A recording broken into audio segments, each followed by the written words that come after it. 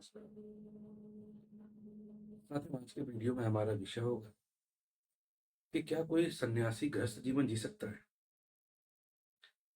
अब बताइए सवाल ही किस तरह का होगा। सन्यास का अर्थ होता है कोई व्यक्ति जो आपसे लाखों गुना करोड़ों गुना अधिक समझदार हो चुका है, जो जीवन को भली भांति समझ चुका है, जो गृहस्थ जीवन को जानता है, जो सन्यास्त जीवन को भली भांति जानता है।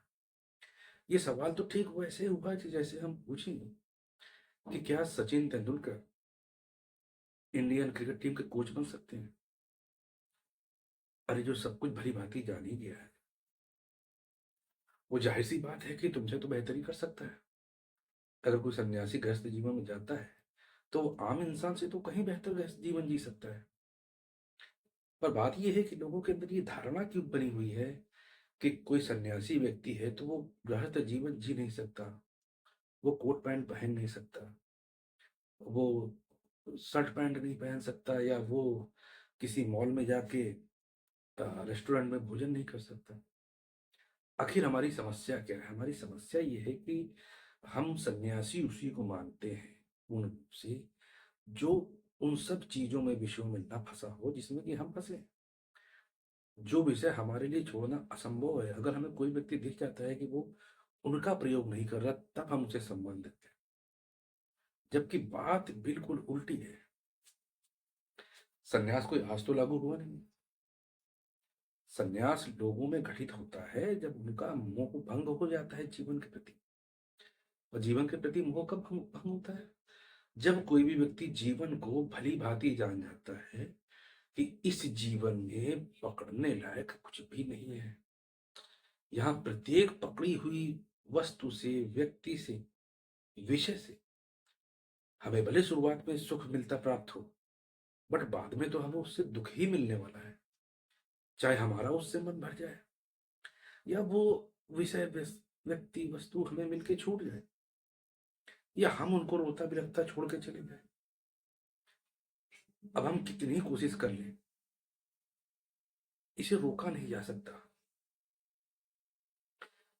इसलिए ऐसा मत माने कि कोई व्यक्ति जैसे संन्यास घटित हो गया है तो फिर अब वो गृहस्थ जीवन में नहीं रह सकता। वो बिल्कुल गृहस्थ जीवन में रह सकता, आपसे बेहतर रह सकता है। संन्यास घटित होने का अर्थ ये नहीं हुआ कि अब वो सांसारिक विषयों की मांग नहीं कर रहा है।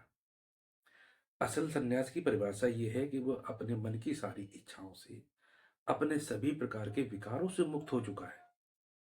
और जो मन की सभी इच्छाओं से, विकारों से मुक्त हो गया, जिसे गृहस्थ जीवन में रहते रहते ही संन्यास घटित हो गया, फिर उसे ना गृहस्थ आश्रम की मांग है, न संन्यास्त आश्रम की मांग है। वो गांव में रहे, शहर में रहे, जंगलों में रहे, पर्वतों में रहे, कहीं भी रहे, जो भीतर से पूर्ण रूप से सभी इच्छाओं से खाली हो गया, वो कहीं भी रहे।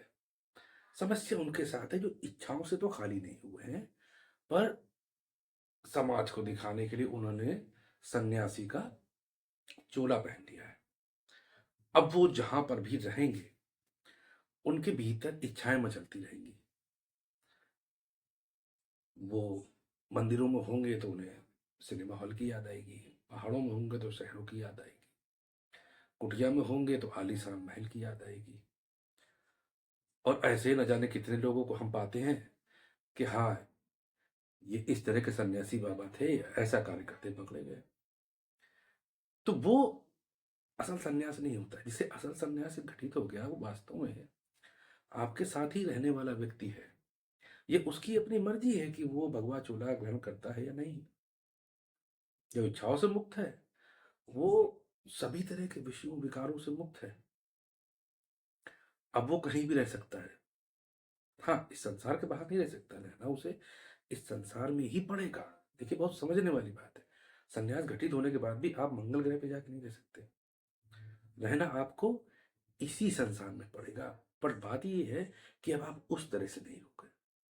अब आप गृहस्थ जीवन को अच्छी तरह जानते हो कि ये परिवार जो आप बसाने जा रहे हो, इसी परिवार में कल तक जिस स्त्री को आप जानते नहीं थे, उसको आप अर्धांगिनी मानोगे।